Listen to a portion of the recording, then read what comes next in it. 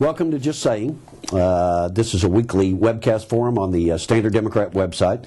Steve McPheeters and I join you every week, and we bring special guests from time to time, and we are blessed today to have Mr. Scott Crumpector with us, who is the newly re-elected president of the Sikeston Board of Education. Scott, first off, we offer you congratulations. Thank you. Or as you said earlier, condolences, whichever might be appropriate. Sure, but let me jump right into a topic of a lot of discussion going on right now is the potential closure of the Morehouse Elementary School. That's been in some form of discussion for quite a while, but now it's kind of picking up momentum, at least the discussion phase. It would involve a transfer of those students from Morehouse to Sikeston Elementary Schools. Can you give us kind of an overview and maybe some pros and cons of what we're discussing? Sure.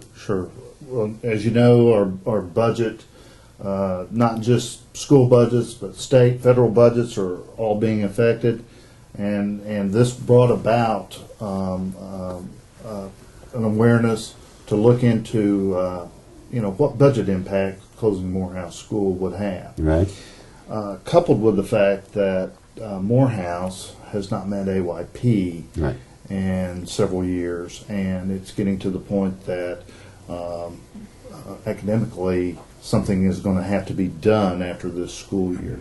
So there's three legs to the closure of Morehouse.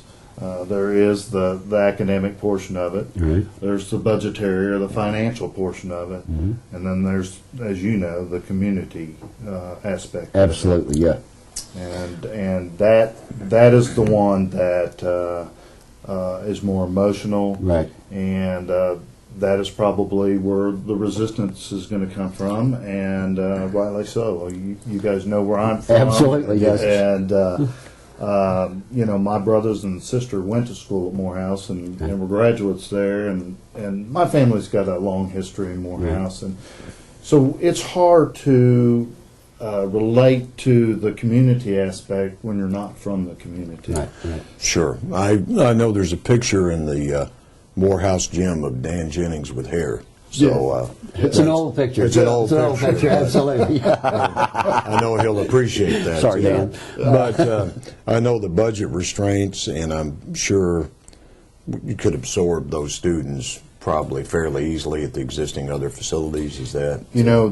They can be. And Steve, if you look at our numbers, historically, we're at a low. Mike and I discussed that earlier. Mm-hmm. These numbers that if Morehouse were absorbed into predominantly Lee Hunter and Matthews Southeast, but predominantly into Lee Hunter, it's not going to change those numbers from what they were 10 years ago in those respective elementary schools. We've got about 165 kids going to school at Morehouse Elementary right now. That's K through 4, and out of that, there is about 100 that is bused from the old Sikeston School District into the elementary. Right.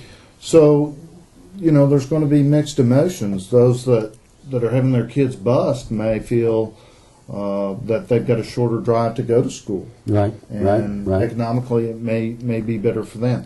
The people of Morehouse see Morehouse School as one of the last remaining community schools in Sikeston Public School System. Because everybody in Morehouse or the old Morehouse district goes to Morehouse. As well, he should. And you talked about the three legs in the discussion on this and the decision process. The financial aspect is somewhat of a slam dunk. Obviously, it would save school district funds if they were to close that. Yes. The test scores, as I understand, are substantially below what they should be. That's right. And that's probably a disservice to the students, but none of us obviously want that. But the aspect of the community pride, the community resistance, and that's not a bad word because I think we would all be in that position where we're from Morehouse. That's the emotional side that you talk about, and that's going to be tough, and it's going to put you in a very awkward position, obviously. Oh, it is. By virtue of the root system that you have in Morehouse, but there is a vocal and fairly well organized opposition to closing that. And so, as I understand, there are a series of public meetings coming up to discuss this. There is one that's going to be held this next Monday, and it will be held at the high school cafeteria. Right. It will be at 5:30 in the evening, and we're going to have public forum Right. for people to speak on the pros and possibly any cons Right. that people want to present. They'll be given a limited amount of time to make their discussion, Right. and if they can, put it in writing. But it's so that we can look at all the aspects and not just what the administration has presented to the school board. And perhaps I don't understand it, but the administration is calling this discussion the potential of mothballing the school as opposed to an outright closure.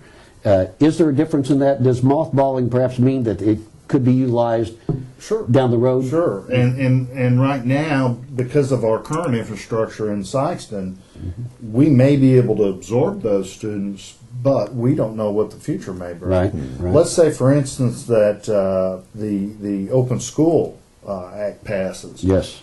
We get an influx of students one year. Yes. We may have to have Morehouse back. Yes.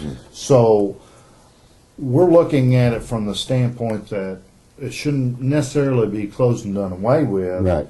because the opportunity may present itself to reopen Morehouse again. And the discussion is the gymnasium that is there is such a valuable resource. No question about Not it. just to people in Morehouse, Right, but yeah. people in the region Sure. utilize it, making that available. And you know, it's just a discussion right now, but Right. we would like to work with the city if the school does close, Right. to see that residents have access to the gym.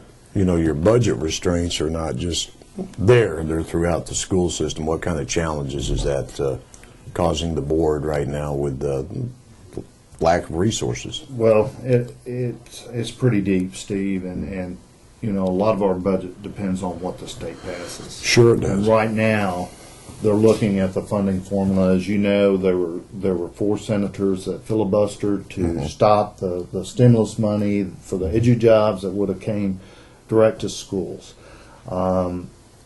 That could have $500,000 to $750,000 impact easily to Sykeston. Closing Morehouse could have an impact savings of $250,000 to $500,000. I can tell you that when we're looking at things, our top priority that we've charged Steve Borksmiller with is to try to preserve all the jobs that we can. Sure. Because it's our feelings, if anybody is let go, we're going to be contributing to the detriment of the economy. I believe. And if we don't employ people, that just hurts the local economy and has a rebound effect. But to answer your question, we're having to make major cutbacks in all areas of the schools. The teachers are feeling it in the supplies, in the textbooks that we're giving. Last year, we didn't purchase any new buses. That's being felt this year by the transportation. And if Morehouse is closed, there's actually going to be more busing going on than what we currently have now. So we may have the need to rob from Peter to pay Paul and buy a new bus. And It's triple our budget. pretty amazing to me how well the school facilities have been maintained over the years. Lee Hunter, Matthews, Southeast, I guess, was the last one built. Is that correct? In Southeast, That and Morehouse And are Morehouse. the same age. And or at least the main elementary at Morehouse. Right. the field house, has been in service, is still doing great. The new math and science center is wonderful too. The high school was built, what, in '61? Yes. And We so did too, yeah. there was talk, hopefully someday we could do some new expansion or new buildings on our schools, but it's just tough to look at that right now. I Oh, guess. yeah. I've been a big proponent of a bond so that we could help with some of our aging infrastructure, whether it be for a new elementary school or some updates to the high school. And we thought for a while the bond climate was good because school bonds were passing. I don't know if I've got that stand now or not, and that just changed real recently. But Now, is that part of the overall discussion that there was some consideration of a new elementary complex that would involve, I guess, kindergarten, first and second grade, perhaps in conjunction with our current kindergarten facility or something like that? a lot of that's been taken off the table after the new math and science building was built. Yeah. We really wanted to look at a new floor plan, and there was a lot of resistance from the community to have that Concentration. there, and so we actually engaged the services of an architecture firm to look at what our needs are based upon citizens' opinions. Of course, finances have hit that. Absolutely, So yeah. we've shelved that for a while, and until we have the need, either through some failing infrastructure, we don't know that we're going to bring it back right now. Well, when people always talk about parental involvement, quality of education, we've just scratched the surface talking about the all these budget restraints. But I can tell you from a personal viewpoint, what was being taught on the football field and the basketball court and some of the other sports programs, there's a new attitude in Sikeston of respect, mutual respect, commitment, character, choices, and I've had some exposure to Coach Kent Gibbs and his staff as they've invited the community to come in to support the team. Same with Greg Hollifield. That's a positive. I don't know if you could put it into a curriculum. Right. And maybe you can, I don't know, but it's being done every day, and it's pretty impressive. Well, and you may know that Coach Gibbs retired this year, and asked if he could remain as a coach. Because of those reasons, Steve, we've made allowances to bring him back simply as a coach, realizing that we're not just getting the benefit of a football coach.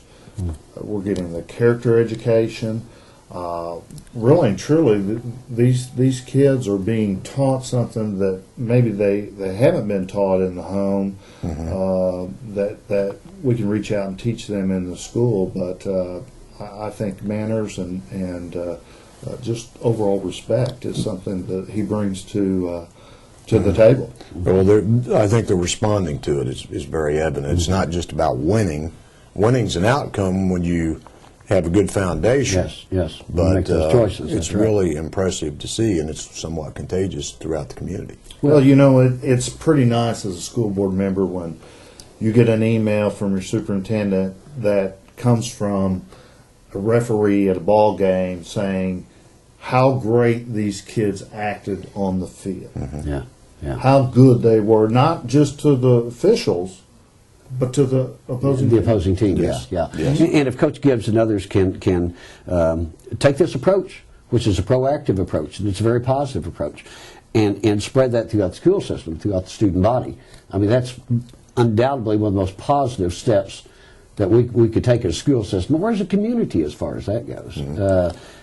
He needs to be applauded on that by far. And Hollifield. And Hollifield, too, absolutely. Coach Self and the track coach and the girls coaches. Right. It's happening effort. throughout Yeah, the sports programming, boys and girls, and what a better way to represent your community. Well, is than your school being winning on the field and winning off the field. I mean, that's the ideal combination. There's no question about that. But you mentioned earlier in terms of loss of school population, we've lost about 600 students in the past 10 years out of the school system. And that's tough for anyone to absorb. It would be tough for government to absorb, the private sector, anyone. Oh, yeah. How big a concern is that to you as board president? Oh, it's a huge concern. You still need to maintain your student population in order to offer what we're offering here. You're still going to have about the same amount of staff unless you just reduce some classes, and hopefully you don't want to do that. Our class sizes aren't even reaching 300 anymore. I graduated from Sikeston in 1982 with one of the biggest classes. There were 365 kids in the goodness, class. is that right? Yeah. Last year, I don't think we handed out 250 diplomas. Right. And that included New Horizons as well. So. Right. Yeah. But we're just barely scratching the surface, Scott, and we're about out of time. But we want you to come back Absolutely, and yes. talk further about some of these issues. We appreciate you taking the leadership role, and the new board members, Deke Lake, Mike Marsh, Oh, yes. and the others that are on Amy there Blanton. now are, who are the others on there? Amy Blanton. Amy Blanton. Was her term was also up, but she came back in. Mary White Ross, Oh, sure. Jill Hobson, Right. and then last but not least, Tony Kellett. That's right. Well, we appreciate what you're doing Absolutely. and helping the community. And Mike, we're getting the wrap up. Absolutely. Scott, thank you for joining us Thank you all today. for having me. Thank you all for joining us. We hope to see you next week.